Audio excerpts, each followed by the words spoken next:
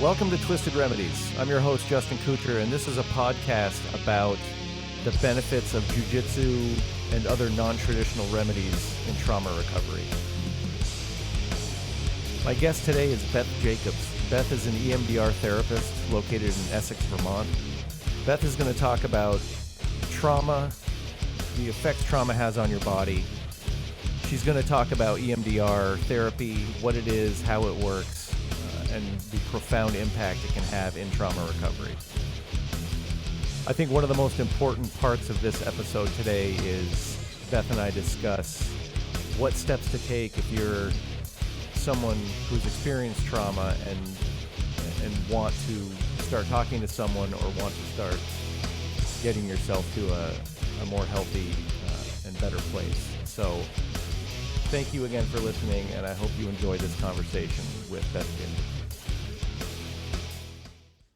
All right, we're back here on the Twisted Remedies podcast. My guest today is Beth Jacobs. Beth is, well, first of all, I'm going to say Beth is fantastic. She is a licensed clinical mental health counselor and certified EMDR therapist, which is a mouthful, but the easy way to say that is she's a therapist. We may sound very comfortable talking because she's my therapist, so I thought who better to have in here than somebody who has put Humpty Dumpty back together many times. Beth was also previously a victim's advocate in Chittenden County, right? Yes. Spiritual care counselor, substance abuse counselor, and probably all of those include a multitude of other roles that come with them.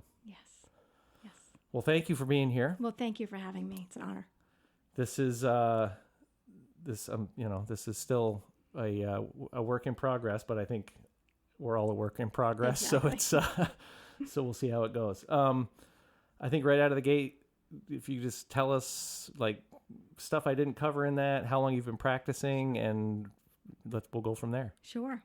So I found EMDR about 8 years ago, when my first full-time job after being home for 10 years with 3 kids and a cop's wife was to work in the methadone clinic in Burlington. So went from reading like, Richard Scarry to being in a very interesting place. And I loved the pace of it.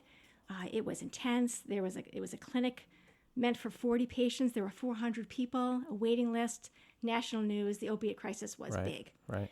And I was like, this is amazing. So, kind of a counselor who had been delayed for 10 years after working with kids, I had to get back in there. So boy, did I get back in there. And although I really liked the pace and working with the people, it was apparent very soon that they were just living traumatic lives on top of histories of trauma that I couldn't imagine. So I realized that I didn't have enough to protect me from the trauma that I was hearing and seeing every day at the methadone clinic. Yep. And I wasn't effective. So after about a year, when they were pushing us to have 55 clients each, imagine that. Yeah. And that's how many clinicians? Oh, maybe there were 15.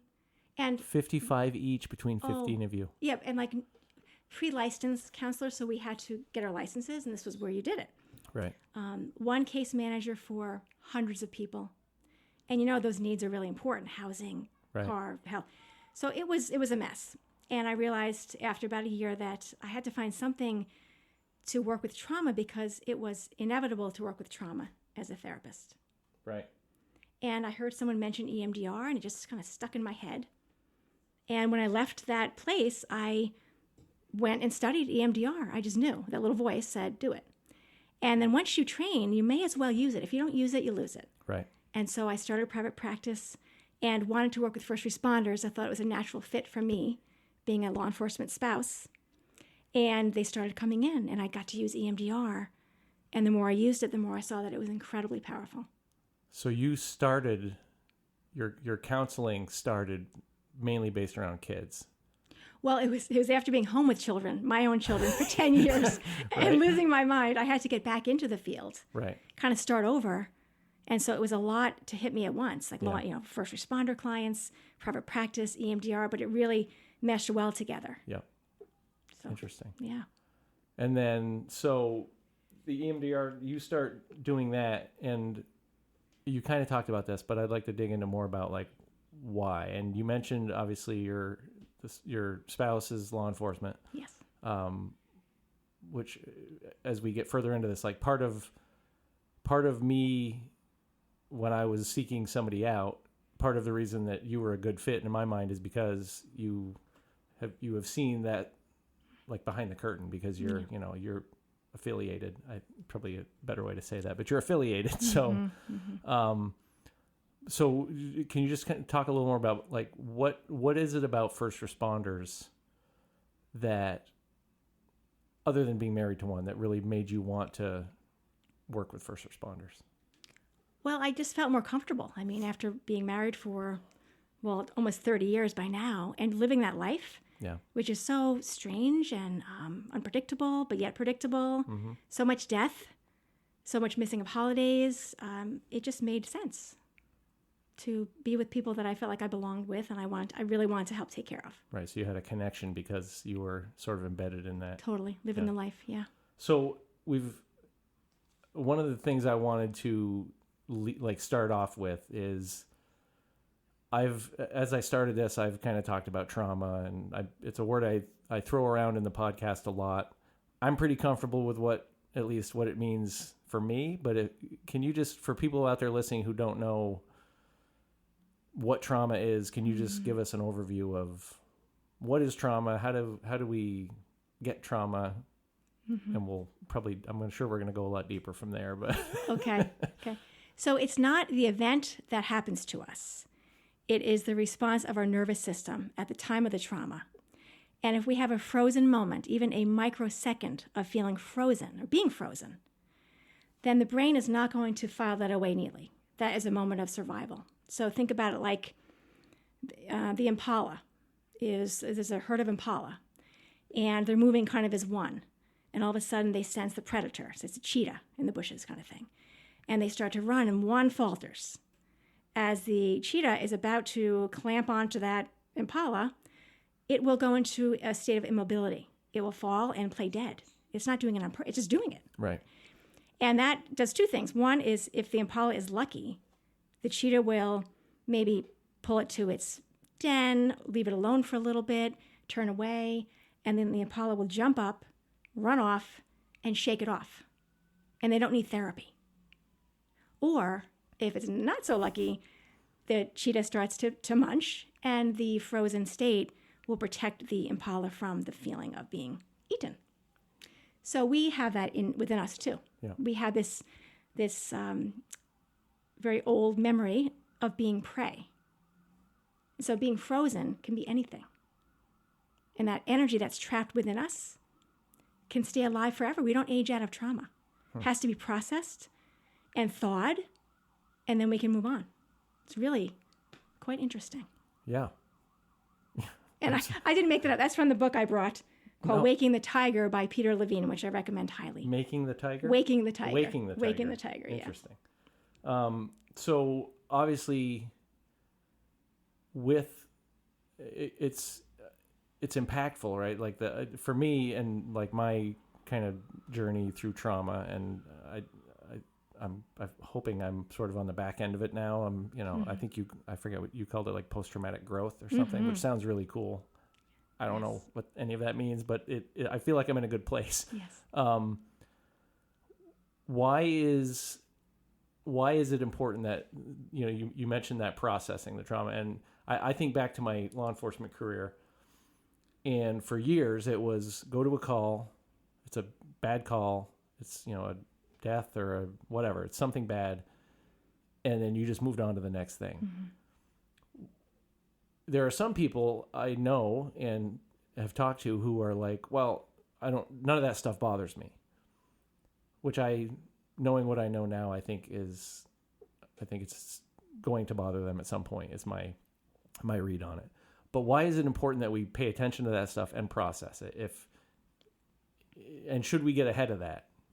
Absolutely. I work with a lot of young EMTs, collegiate EMTs and firefighters, and just with some education in the front end, they know what to look for. So they go to a call, something they've never seen, they're in a position of responsibility. They know that if they don't quite shake it off within a day or two with sleep and support and talking it out, and that lingers, they call me and they come in for EMDR therapy within 1, 2, 3 days. They process it and they integrate it. And that's the difference. If you can process and integrate as you go, you're not going to be holding on to that baggage. And so that's the key. And there's many ways to process. You don't have to wait 18 years of law enforcement to start processing trauma. But the beauty is it can be done at any time. That's right. Right. So, and we'll get into more like the inner workings, the voodoo magic, I call it, of EMDR. But so it is something that can be used on the front end and or shortly after the event. It doesn't have to be something where you wait until it's affecting you. Right. If you're fortunate enough to know what to look for, have someone to go to who you trust, then it can be like going to the chiropractor or going for acupuncture. It's part of your routine. If you build up trauma, you can still go. And there's also early interventions that are more of desensitizing trauma. EMDR therapy, the R is for reprocessing, is really like the Cadillac, because then you get to not only have the disturbance of the event go down, but you, the client, get to go through an experience of gaining insight and growing from the experience. So you have a positive belief, like, I did the best I could. I'm no longer helpless. It doesn't come from the therapist, which would mean very little. Right. It comes from the client. Right. And that's a gift. Yeah, I agree. While we're on the topic of trauma, what is the difference between acute and complex trauma? Okay, so acute trauma is in the window of time right after the event occurs. So it's very fresh, and the brain is still working with the material. It's called unconsolidated memory. And so ideally, again, you sleep, you get support, you walk, you talk through it, and it kind of gets folded in with the other experiences in your life. So acute trauma is when that mechanism is not working. There's too much for the brain to handle.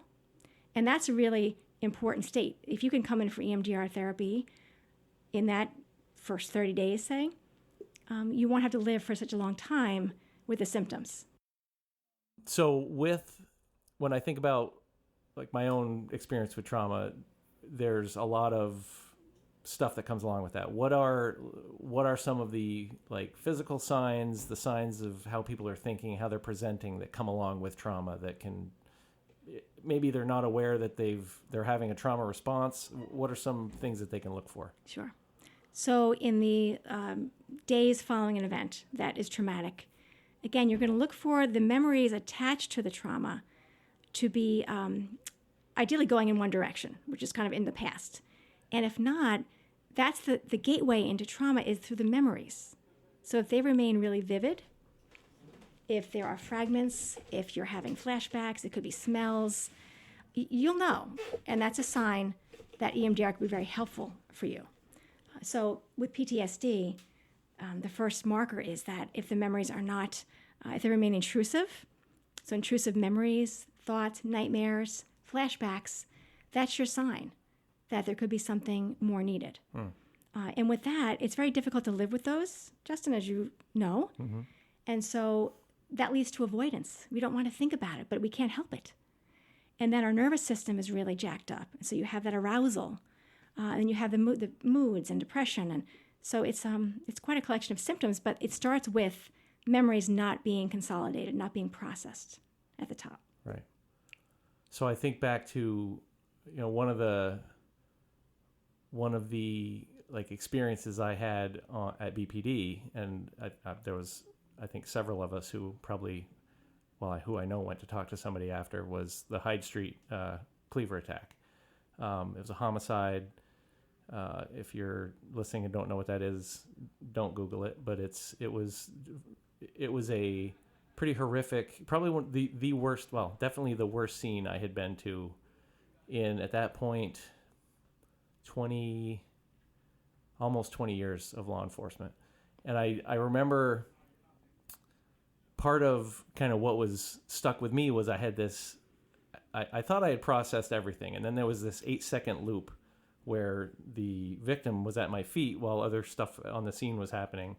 And I was stuck in this 8-second loop of eye contact with her. Mm-hmm. And I remember being in there doing an EMDR session with you, and the question, and I'm probably not going to word this right, but the question that you frequently throw at me is, what is the negative belief that I had? And so I think for me, it was, I was helpless to do something for her. Yeah. And then I think it was like, what would you rather believe about yourself? What would you rather believe about yourself? Boy, I almost have got this figured out. Yeah. And I remember thinking, and it took me, it didn't click with me right off, but I remember as we worked through it, it basically, I came back to, instead of me being helpless, not being able to help her, I was doing the best I could to protect her in that moment. Mm-hmm. And that was all I could do. And somehow, between that and you waving your hands back and forth in front of me, that 8-second loop cleared. And it's to the point where prior to that, that Hyde Street would come up, and there would be an emotional response and all sorts of physiological stuff. And now I can have a conversation about it. Mm-hmm. Can you just talk through about what that is that EMDR did in that moment? Yeah. And Justin, by the way, thank you for talking about this. I've told you this many times, this was one of the most powerful few sessions that I've ever had of EMDR. So thank you. And, this was an event of such magnitude. And I think where you were stuck on that 8-second loop was that the gaze between you and this woman in her final moments, almost unbearable. Yeah. In the initial stage. Once the EMDR helped your brain to get some distance from the images, and your brain started to recognize, wait a minute, that's in the past. I'm not right there now. So some distance from it, less vividness. Then your brain could start to pick up on the bigger picture and remember other things about the scene. Who was around you? Right. Maybe what it felt like to be standing there, what some of your responsibilities were, etc. To take it from that real, pinhole memory of absolute horror to recognizing that you really had a moment with this woman. Right. And that changed your positive belief, or changed to the best belief you could have, which was that you did something and you were there with her. And again, it didn't come from me saying, oh, Justin, what a great guy you are. Right. No, that would have meant nothing. Right. And so with EMDR, I'm helping to navigate through, but it's your memory. I'm just trained to use a protocol that asks the right questions, and then your brain does the rest of the work. Right.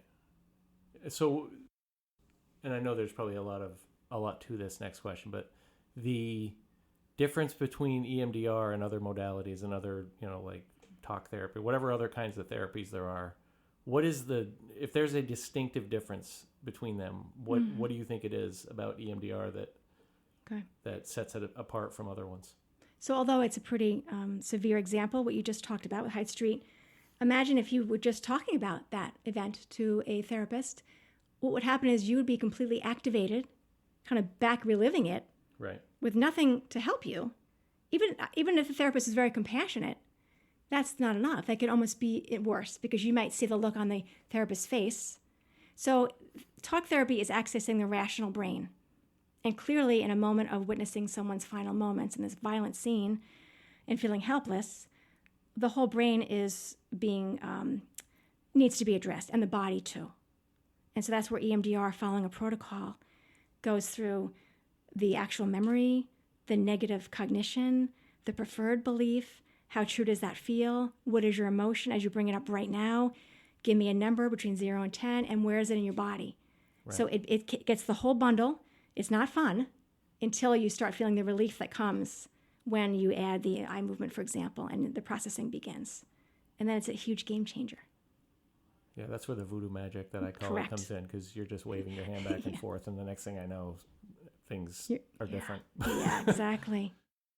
Am I right that there's a portion of other types of therapy, like if you're just talking about an event, where that can re-traumatize, and EMDR gives you a way of processing without kind of doing that? Is that an accurate statement, or is that way? I mean, talk therapy absolutely has its place, and sometimes with our sessions we just talk. Right. But when it comes to unprocessed traumatic memories, having the ability to actually work directly with the memory through the EMDR therapy does something that just talk therapy can't do. Right. Because that's only accessing the sort of the rational side, which clearly was not as present in the moment of trauma. It goes offline. Yeah. But it certainly brings it back in. When the Impala is frozen. Correct. The offline. Yeah. Yes. Interesting. This is fascinating stuff. Yeah. You don't train Jiu Jitsu. But I watched some YouTube videos today. Oh, good. Very nice. So you're an expert. So Jiu Jitsu, I've talked to you a bunch about it, but basically it's intense physical contact. There's a lot of, there's a good mind-body connection that I think is pretty profound. And there's a certain amount of vulnerability. I don't know if vulnerability is the right word, but there's a certain amount of vulnerability. You're trusting this other person with, your safety in that moment. What is it about those things combined, do you think, that makes jiu-jitsu such a powerful, for me, it's been a very powerful thing in my recovery. What is it about maybe those things combined or something else that makes it so impactful? Yeah, well, first of all, you're the expert, and I'm so glad that you had that, and you still have that as part of your healing. So as someone who has never set foot on a mat, but got to witness your growth, and just reading about it and hearing your podcast and thinking about how of course it's helpful to have the mind-body be working together, and through that being able to process things. So the things that I think that say EMDR therapy would have in common with jiu-jitsu and healing is, first of all, it's contained. So with EMDR, we teach the client how to contain disturbance. At the end of the session, before they go, and then during their daily lives, how do you contain it? Think about how this is done in a jiu-jitsu studio. That's the right term. Sure. Things that there are rules. There's etiquette. There's safety. It's within the walls. There is guidance.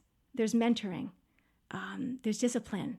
There are, I guess there are not many surprises, maybe, that... Depends who you're rolling with. Okay, but there's a built-in safety. There's a beginning and an end. Yep.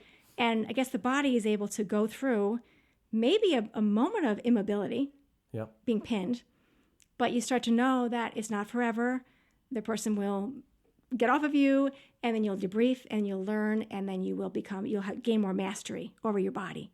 And it's also, as you said, and Sergio, what an experience of being in the moment completely and utterly. Yeah. So I can't think of a better way, other than that's not my way, but I certainly want to hear more from you, if that's okay. I look at it like, I think it does a lot of things. It is, you're so in the, like in the episode with Sergio, you're so in the moment that you don't have time to think about, I got cut off in traffic, or I went to a bad call yesterday, because you are so in the moment with this other person. But I think it also goes beyond that, where for somebody with trauma that is of if somebody's assaulted, I think being able to work through that in a controlled environment and reclaim get that power back, I think that is a huge piece of it as well, because you're able to interact with a person who is safe, knows, as soon as you tap, everything stops, or as soon as they tap, everything stops. So I think being able to work through, if a past trauma was a physical trauma, I think being able to work through it in a controlled environment and maybe regain some of the whatever was lost during the trauma, I think I feel like that's a piece of it. But I don't totally. I don't have I don't have the research and the stuff to support that. No, it makes perfect sense. And again, with my EMDR lens, it's about trauma is that coming out of the immobility. And if we go into that state and we can't come out and thaw on the other end, then that energy is trapped like a tornado within us. And so with a physical assault, for example, there's that moment of having to surrender and not obviously wanting to. There's no escape. Right. And so being able to have those experiences be complete, and so you're able to complete that response and be free and feel stronger and have space That's interesting. With going back to EMDR, sessions where someone has been assaulted. I've worked with police officers with a life and death struggle. Yeah. It gives a chance to slow down the brain and remember those moments like scene by scene, like dissect them. Because how in the world can you process all that's going on when you're in combat with somebody? Right. And it gives a chance to slow it down and maybe, again, give more space, more perspective, so the client might recognize, oh my God, I actually did that good thing. And voila, they get to go through that process and have that response. And that's complete. part of that's the benefit of processing the trauma. So you're not just hung up on the emotional brain piece of it. You're analyzing it and processing it and saying, oh, there is more to this traumatic memory than the horrible thing that I'm stuck on. Or that of being back. literally frozen. Right. Yeah. So a lot of comparisons there to Jiu Jitsu and. Yeah. I hadn't thought about the comparison to EMDR before. That's interesting. I think there's the other thing that strikes me about Jiu Jitsu and how it plays into all of that is I feel like it changes your fight or flight because you get comfortable being uncomfortable, so that when you're then in a real uncomfortable situation, your brain is like, I've been here before. Oh, okay. This isn't as big of a deal. So I don't know if you have thoughts on if you can kind of rewire your brain. Not that you know when trauma is going to happen, but rewire your brain so that if you're in a traumatic event or something that would otherwise be traumatic, you're able to maybe not have it impact you the same because you have adjusted ahead of time. Right. So you're expanding the amount of time you spend in that sustained fight response. So it becomes more comfortable and you gain mastery over that. And with more mindfulness and more discipline, then you're carrying that into your daily life. So You're noticing more what's going on with your nervous system and you're addressing it in the moment. And then you're getting that incredible experience with another human being. And I've never done it, but I can imagine you're feeding off of their body and their nervous system, and it becomes a very lasered in experience of safely completing the fight process. Yeah. And the freeze is brief, and then you're met with the warmth of the other person, maybe pulling you up and getting some feedback. Right. Yeah. There's a camaraderie that comes along with it after the fact, or during and after, where you've just been locked in combat with somebody, and the next thing you know, you're for people who don't train, it's really hard to explain the dynamic that comes from it, but it's interesting. I'll leave it at interesting because I don't know how else to describe it. Yeah. So with EMDR, if somebody maybe they have a traumatic event that they just they can't really put into words. They can't say, maybe they can give you like an overarching, like this happened. Mm-hmm. And then when you're doing EMDR and there's, what comes to mind? Because that's a frequent, or what are you thinking about right now? Or what came up as you're doing the session? And if it's something that they can't verbalize, is EMDR dead in the water, or is there a way to work around that? No, it's a great question. And there are ways to have it. It's called blind to therapist, where the therapist would just be asking for maybe a code word. Doesn't even have to be. Could be door. And we have to really find out is what is the negative belief that comes up. We don't always have to get the positive belief at the beginning, because that's a wished for belief. We can always come back to it at the end. Right. A lot of times police officers, they can't name their emotion, so we don't harp on it. It's nice to get that data, whatever. Right. Where do you feel it in your body? Somebody may not want to say that. So the most important questions are the negative belief and then the disturbance. If they can't use a number, some people don't like the number scale, 0 to 10. Is it low? Is it medium? Is it high? Is it changing? We want to know, is it changing and coming down? So that's all we really need.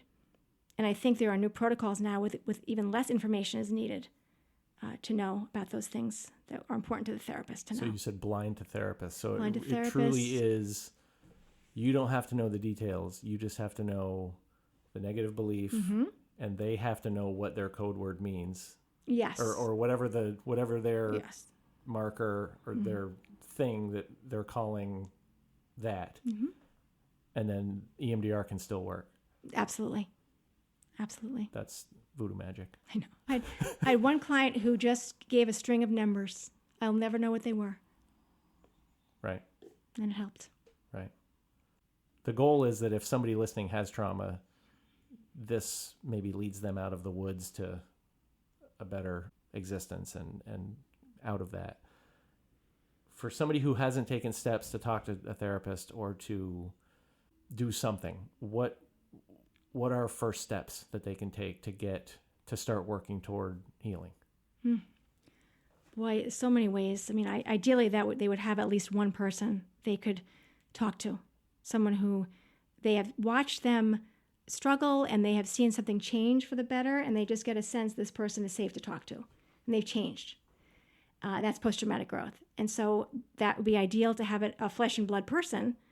If not, I mean, honestly, there are incredible testimonies of people, from TED Talks to podcasts, interviews, to watch or read or listen to about people who've been through horrific things and have grown through it. Yep. So those examples, I always say to people, if your sleep is really messed up, to talk to your doctor. Try to get that under control if you can. And then there are so many wonderful things that are growing post-pandemic to serve first responders and veterans, including some nonprofits that we know about. So yeah, there's a plethora of resources, but I think finding that one way in right. with somebody is a great start. Yeah, and I think for me, finding, and I mentioned this at the beginning a little, but you have to find not just a person, but the right person. And there are people in the field that I've talked to who, were helpful, but not as helpful as I needed. And then, unfortunately, it took me going even sort of darker to then realize I needed to get back into that. And that's, when I remember I had talked to my doctor and I'm like, I think I need to talk to somebody, which is not an easy conversation, but it, my chart makes that easier. And then basically it was I think a social worker from my doctor's office called me and knew you or something. And as I was talking to her, trying to figure out who would be a good fit, because I didn't know you. I know your husband. I had interacted with him for years. But the social worker was like, "Oh, I know somebody who is a therapist, does EMDR, and her husband's a police officer." And immediately for me, it was like, send me there. That's where I need to go. So I think finding the right person trust, I think, is a huge piece of it. You have to trust the person, obviously. That is, for me, that was a big piece is, the person has to be somebody that you can establish that trust with. But you also have to, I feel like I had to put myself out there a little bit to figure out if that trust, you can't just walk into somebody's office and go, well, I trust this person now. But there's definitely there's an early stage where you're building that trust and trying to figure that out. Yeah. And, you crack me up, Justin. I mean, I laugh quite often with you. And I think it's also, having heard some horror stories in my husband Mark's, years of service, when that was kind of a normal thing kind of normal in a way, to hear, how was your day? And then talk about maggots. Right. Yeah. Yeah. So I had that kind of under my belt, and just my appreciation for what first responders see and do and smell that others don't makes it a really good match. I think especially for first responders and likely veterans to a certain extent, having somebody who speaks the language, I think is crucial. And that was for me a big piece of it, because you spoke the language, and granted it was vicarious through your husband, but it was still, you were affiliated, I think I said earlier. Yeah, so that sort of, yeah. So you absorb a lot of vicarious trauma, and you listen to all sorts of stuff from people. Are you doing EMDR on yourself at home, waving your hands around? How do you maintain and keep yourself well? Well, it's interesting because although I don't have an EMDR therapist myself, I think I have the benefit of being in so many sessions where my own hand is waving, Well, and witnessing someone processing, I think is helping me in my brain to be protected. But mostly it's just going in knowing that I have this incredible tool called EMDR, that the bad thing did not happen to me. And it also, even though it happened to the person across from me, I know it's in the past, and it's my job to help the person's brain get there too. Right. And so, as much as I've heard some pretty awful details, the reward for me is watching the person go from almost staggering in the office sometimes, being completely frozen, to next session, two, 3 more, to weeks or months later, totally different person. And you didn't stagger in, Justin, but I look back to all our different work together over the years and some gaps and coming back. And it also, I think a decent therapist would be humble enough to say that we don't have all the answers. We are learning stuff as we go constantly. Right. And so you have been a great teacher for me. Oh, wow. Yeah, and now watching your post-traumatic growth, which is really, this podcast is about you getting to a place where you could not share it. Yeah. And then look what happened. Yeah, I think I've said this next thing in every episode so far, but and you and I talked about this. I remember like, oh, I'm going to start a nonprofit, and I'm going to do this, and I'm going to open a trauma-informed academy. Like, I'm a blue belt. I don't have any business opening an academy anywhere. I was going to obviously have somebody else do all the instruction, but I knew I wanted to do something, and this ended up being it, not a nonprofit, because that's that's all stuff I can sit and talk into a microphone. I've been doing that for years. It is. I feel like this is something I sort of have to do. Because, and again, if one person listening is like, I need to take some steps and get myself straightened out, whether it's come to Jiu Jitsu, go to Jiu Jitsu wherever you are. If you're near South Burlington, come see us. Wherever you are, go either do something or go talk to somebody and start down the path. Absolutely. Because it's not. I think about I know people who have been in both law enforcement and other sort of corrections and other related fields, and for some reason those fields, maybe it's I don't know what it is, but something about those fields makes it difficult for people to take that step and admit that there's I think it's a control thing. I can't, for someone to say I can't handle this anymore and I need to go talk to somebody, I think is a huge hurdle for some people to get over. For somebody listening who is that person, how, is there something they can do to get over the hurdle? Like, is there something? There's a lot of people with trauma in law enforcement and related fields, first responders, frontline workers, all that stuff. Yeah. And there's a lot of people who don't want to take that first step. Because they don't know what it's going to be like. So I think the more that what you're doing today, people are understanding more about Jiu Jitsu and trauma and healing. They're hearing more about EMDR. It's 2 examples. And now they have more information. They have more information about why the brain does what it does. So we crave information that makes things less scary. Right. So that's number 1. And then go where you're made to feel welcome, because the healing that happens when we're in connection with other people, there's nothing like it. Like, we're mammals. We can't be alone. We'll die. Yeah. We can wound each other with words and betray each other. And that's another whole maybe episode we can do on betrayal. And so to kind of maybe find somebody, and I'm sure that everybody has at least one person in their life that they're thinking about right now, and to make that leap. It takes courage, for sure. Yep. But if you're really living in the misery and are going to hang in there, hold on, then just know that, it sounds corny, but you're literally not alone. Yeah. There's a community growing, and you have choices. So, and we would welcome to hear from you. Yeah. I imagine. Yeah. You just made me think of this. So when did you start with working with first responders? 2016.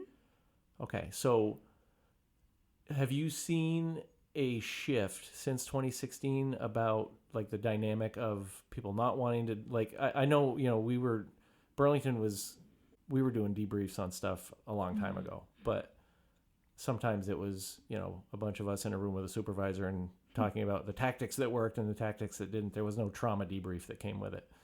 I think there's been a shift where that's becoming the trauma debrief piece of it, or the critical incident debrief is becoming more of a thing. Did you notice a shift with, like, you work with agencies, obviously. So have you seen a shift in that becoming more of the norm? That's a great question. I think it depends so much on the agency and leadership. I see a lot of hope in the younger people for whom getting, quote, help is just part of their everyday wellness. Can't teach an old dog new tricks. Yeah, Not exactly. easily. But so, yeah, the pandemic certainly was interesting, was it not? And some great conversations happened during that wild time. I think I'm seeing definitely a surge in people needing the help and now having a lot more choices. Like, you see more about breath work, right. More about acupuncture, nutrition. So I think the gates are opening. It's just a matter of hopefully people are being encouraged to walk through them. And so I've seen so many different things. It's hard for me to really pinpoint those trends. Yeah. But I do want to say that some of my favorite clients types are also people near retirement, post-retirement, who might come in with like a list of the bad calls, for example, and the childhood trauma. And so it's like, sit down for a while, but man, can they gain a life back? Yeah. And that the grandkids can now have a very happy, healthy grandparent, and so on and so forth. So it's never too late. And then it's almost like having amnesia about how bad it was. Yeah. Isn't that interesting? Yeah. Yeah. Well, it's funny you say that, because when you were describing that, it occurred to me that I remember going in and, Hyde Street and the shooting I was involved in were like the two things that were rattling around in there. More Hyde Street, but I think the shooting was in there. And as I started, I remember one of the first sessions we did around Hyde Street, there was all sorts of other stuff, other calls that I had gone to years ago, like suicides and all the other just bad stuff that I didn't realize were unprocessed, or they didn't have the same powerful feel as Hyde Street, but they were, as we were working through an EMDR session, they just sort of were all like, oh, here's another one that I had forgotten about. And what's your take? Is that just because it hasn't been processed? It's your brain going, hey, can you deal with this while you're in here? Or is there more to it than that? No, it's an interesting phenomenon. I think when the client's brain feels like, oh, finally, we're going to get this figured out. Because the brain's always trying to help us. It may seem counterintuitive to think that, I can't sleep tonight. I keep seeing that person's face, for example. It's tormenting me. The brain's trying to say, no, this was so important. I'm going to keep it out till you solve the problem. But the problem can not only hang out there for months and years, but then go underground. And now you're talking about a collection of unprocessed traumatic memories. So when the person feels safe with the EMDR therapist, for example, that's when we have to really teach the importance of containing disturbance. So paying attention to, I was feeling pretty neutral, and all of a sudden, boom, this thing comes up. I can make a choice. I can go kind of roll around in it, pardon the pun, and really get pulled into it, or make a decision. I want to contain that in my little image of a container and then shift away and do my thing. And over time, it becomes habitual, and you have that space. And then we just do the history taking. So we get a timeline. We write down things in chronological order. We get a disturbance number. And so with a new client, rather than starting with a 10 out of 10, right, we might start with a 4. So they ease into it a little bit. Exactly. They get comfortable. I see how they process. They feel successful because they are. And then we can go into any direction. I've mentioned a few times jokingly about waving your hand back and forth. And for people who don't know what the heck I'm talking about, it's was it like bilateral stimulation or something? Yes. And it's not just you waving your hand back and forth. There's paddles, there's all kinds of, there's lights, there are options, right? So can you just talk through some of what physically you're doing or the person is getting from what you're doing, or whatever stimulus you're using? Okay. So to be really brief, EMDR was developed by accident by a woman named Francine Shapiro.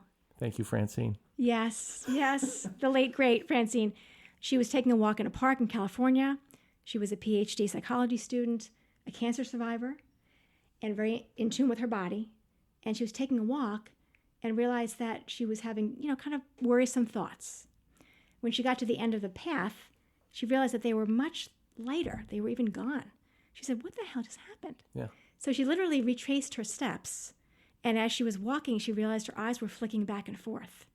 So she went to her friends and said, do me a favor, think of something that bothers you, and then move your eyes back and forth. Well, as you can see, it's hard to do that. So she said, follow my fingers. Oh. And they all reported something shifted for the better. And she kept developing that into bigger studies, like Vietnam veterans, sexual assault survivors. She was walking in the park. Walking in the park. And trees or whatever were making her look back and forth. Just that she was thinking about things that were bothering her, yeah. and her eyes were flicking back and forth. And that helped to process, digest the negativity. So she took that and did study after study, and it is now a global phenomenon, the most widely studied and proven effective form of trauma psychotherapy in the world.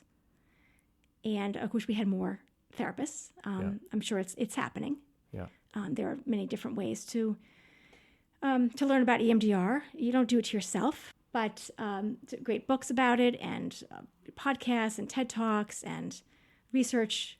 Point is, with the eye movement, for example, kind of like the original, we think that it mimics REM sleep when the eyes are flicking back and forth in those little chunks of time. Yeah. Brain is trying to sort through what happened during the day.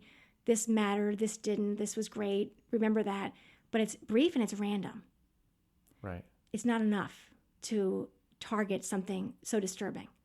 So we think that the mechanism of the eyes moving back and forth, that we are helping to draw them back and forth, or tappers in the hands, pulsing, light bar, auditory tones, anything that pings the brain on both sides back and forth. So it doesn't have to be the eyes. It can be other stimulus that gets the brain going back and forth. Okay. Correct. Each hemisphere Yep. does this amazing thing. It just kind of accelerates processing. Well, and it's focus processing, because you're saying, think about that, or we'll go with that, or whatever. So it's different than when you're asleep and who knows what's going on in there. Yes. You're actually saying, we're going to focus on this thing, and then I'm going to stimulate your brain, and you're going to fix it. Exactly. Yeah. And it's, as I do this more and more, and there's always learning, the importance of knowing your client, knowing their history, making sure it's safe, meaning that they know exactly what we're going to focus on. Right. And that the other things that are like below the sea level, the bottom of the iceberg, that lower part, we're not going to touch right now. And so it's kind of bracketing off that stuff, and me understanding, or our therapist understanding, to really keep it restricted. Right. And so that's a big part of learning. So important. This is fascinating. Thanks. I know. I'm a little obsessed. The first 2 years. I am too, but it's because it's for a different reason. It's because it's been incredibly helpful. So good. That's why I'm just like, I have to learn more about this. So you talked about, obviously you don't let yourself absorb all the vicarious stuff and the compassion fatigue and all of that. So one thing I ask everybody that's here is, what are your twisted remedies? Like, what do you do? Like, I know you don't do Jiu Jitsu yet. You don't do cold plunges yet. We're working on it. What do you do that is your thing that helps you reset, helps you heal, helps you recover, whatever it is? Boy. Well, one thing is I really make sure I get enough sleep. And I always think about the years when I couldn't sleep because of little kids. So I treasure sleep. Yep. That's critical. I have good friends that I can talk to about what I do. They're therapists too. We're very respectful, but we can process together, and a lot of walking too. I love comedy. I watch a lot of Netflix stand-up and laugh very loudly, late into the night sometimes. I love the natural world, just being out there. I don't practice mindfulness, but I think I try to live that way, or at least I know when I'm slipping out of it and I can come back to it. Yeah. And I think developing and collaborating with people like you on the post-traumatic growth part of life is incredibly rewarding and exciting. And so working on different projects. Didn't you? I think you told me once that you ride your bike or treadmill or something? Oh no, this was the oh my God, virtual reality, the Oculus 2, right? The Beat Saber. Oh yes, that's what it was. Yes. This That's winter what I it was. discovered that whole new world, and I tell you, I was getting pretty good at it, Justin. Yeah. Although my kids would film me, and I thought I looked like Gal Gadot from Wonder Woman, right? Waving these imaginary wands around. Slaying all of the... Oh no, stiff middle-aged woman, like slow motion, bad. But it felt good to me. So that's my jiu-jitsu, perhaps. That's what. It doesn't matter how you look. Exactly. It matters how it works for you. Exactly. Yeah. That's right. That's what it was. I knew there was something we had talked about, but I couldn't. It's the virtual. And that's the thing, Justin. Like I hopefully am not this, rigid therapist on the other side of the coffee table. No. But no, there is no coffee table. Exactly. Yeah. For a reason. Yeah. I don't know what it is, but it's I don't barrier. know. Exactly. Thank you. See, the collaboration. We got there. Exactly. You sort of mentioned this, but I think it's worth talking about more. You mentioned certain nonprofits, and there's one that I think we both have in mind. Yeah.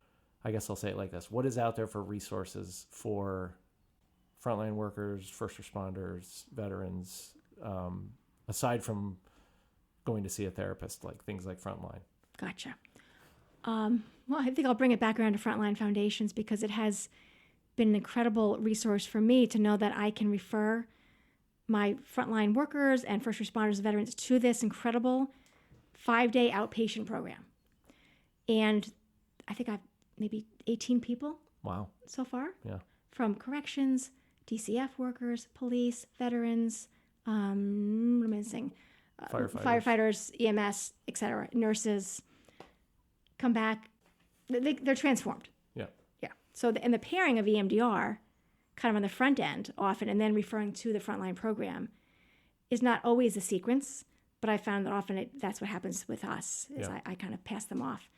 And it's an incredible program in Southern Vermont that teaches mindfulness and has this group camaraderie and, recreational therapy. And it's very intimate. It's awesome. Yeah. I mean, So I didn't go through their program, but I was fortunate enough to be invited to the retreat that they did last year that you were a part of. And wow. Yeah. I didn't know what to expect, but wow, that was, what was it, like 4 days, 5 days? Yes, 4 days. Yeah. Pilot retreat. Yeah. First time. Yeah. And it was, that was a pretty monumental 4 days. And I didn't expect it to be like that. Like I got there fully expecting, all right, I'm going to take this all in. And the next thing I know, there's 7 of us in Lake George in freezing water. Yeah, and not me. People are cold plunging for the first time. And Yeah. I'm like, it's a great program. So yeah. I can imagine, and Mike Cancelleri will be on in August. Nice. But I can imagine that their actual program is pretty great. Yeah. From what I've heard. Yeah. So. And coming from the EMDR tradition and then pairing that with the retreat work that we did, the idea that, we're all on a journey, and it's true, and people who have these difficult occupations have another journey. And the more we can understand our own backstory, our origin story, why we do what we do, what are the good aspects of it, what are the parts that we need to sort of transform, the brain really likes to have sequence, to be linear, to use chronology and lay out your life in front of you so that you can step back and you can reflect on it and learn. Because by the time we get older, if we're lucky enough to be grown to older people, the last stage of life is called integrity versus despair. So if we can integrate all of our experiences and make meaning, then we don't fall into despair. Even if we are sick and maybe in a nursing home, have chronic pain, we have figured it out somewhere, spiritually, mentally, socially. And I think that's another thing I'm really excited about is having people really take a look at their own stories. And you've been part of that, Justin. Yeah. Anything else you want to plug? Anything coming up? If somebody's looking to find an EMDR therapist, what do they do? They just look EMDR in the phone book? How do you find an EMDR therapist? I'm happy to take, say, emails with questions. There is an EMDR International Association directory, therapist finder.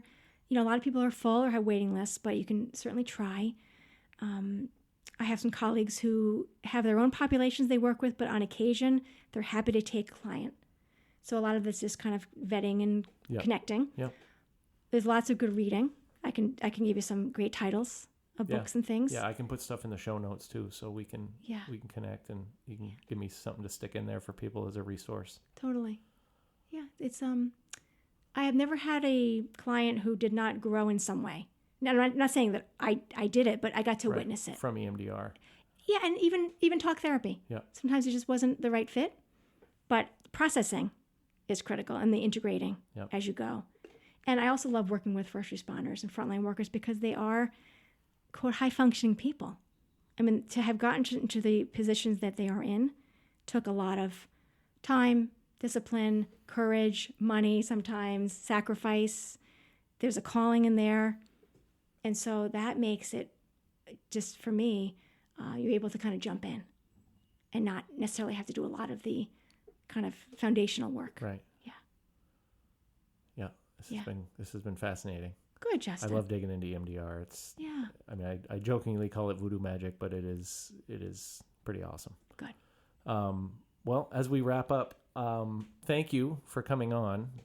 You were on my short list of people I needed to or wanted to try to get in here at the early stages of this, because I think this has been like I said, EMDR and you have been I can't put words into how impactful it was doing it. So I thought it was important that this should be near the front of in case people listen from the beginning and don't just pick up on whatever episode. Right. So thank you again for saying yes. Thank you. Beyond that, thank you for putting Humpty Dumpty back together. And I owe you a lot. So thank you. Oh, Justin, thank you. Thank you for what you're doing. You are impacting more people than you know. I hope so. That's the plan. We just hit, I think today I just hit 100 downloads. So wow. It's growing slow, but we're getting there. Okay. So more than 5. It's more than 5. So yeah. Thank you, all 100 of you. All right. Thank you again. Thank you, Justin.